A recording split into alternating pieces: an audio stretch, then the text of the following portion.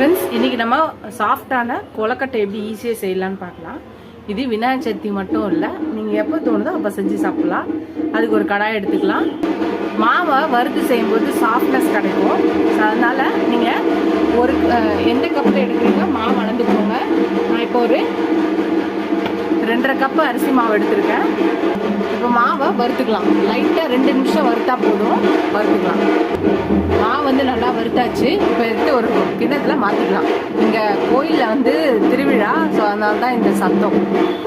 இப்போ 1 கப்பு மாவு எடுத்திங்கன்னா அதுக்கு 3/4 கப்புலேருந்து 1 கப்பு வெல்லம் எடுத்துக்கலாம். இப்போ நான் 2.5 கப்புக்கு தேவையான வெல்லம் எடுத்துருக்கேன்.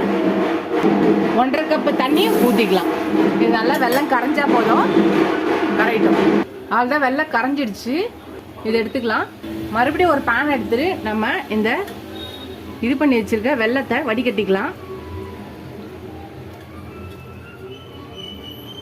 கொஞ்சம் குப்பை ஏதாவது இருந்துச்சுன்னா இது வடிஞ்சிரும். இதை எடுத்து ஒரு பக்கம் வச்சிடலாம். இது ஒரு கொதி வரட்டும். இதில் ஏலக்காய் தூள் நசுக்கி வச்சிருக்கேன், அதை போட்டுக்கலாம்.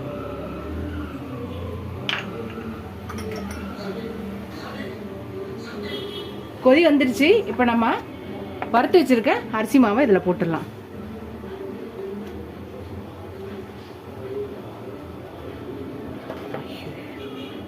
ஒரு ஸ்பூன் நெய் போட்டுக்கலாம்.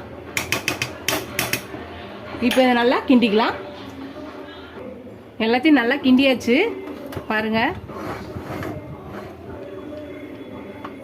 எல்லாத்தையும் நல்லா கிண்டியாச்சு. இது நல்லா ஆறட்டும். ஆறினோன்னா கை பிடிக்கிற அளவுக்கு சூடு வந்தோடனே இதை பிடிச்சி நம்ம பிடி கொழுக்கட்டையாக வச்சு வேறு உருட்ட வேண்டியதான்.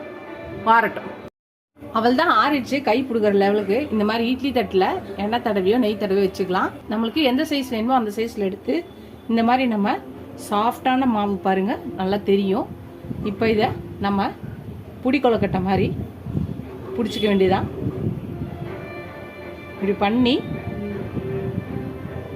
இப்படி பண்ணோன்னா நம்மளோட பிடி கொழுக்கட்டை வந்துடும். சப்போஸ் உங்களுக்கு இது வரலன்னா உருட்டி கூட வச்சுக்கலாம். இந்த மாதிரி எல்லாத்தையும் நம்ம பிடிச்சி வச்சுக்க வேண்டியதான்.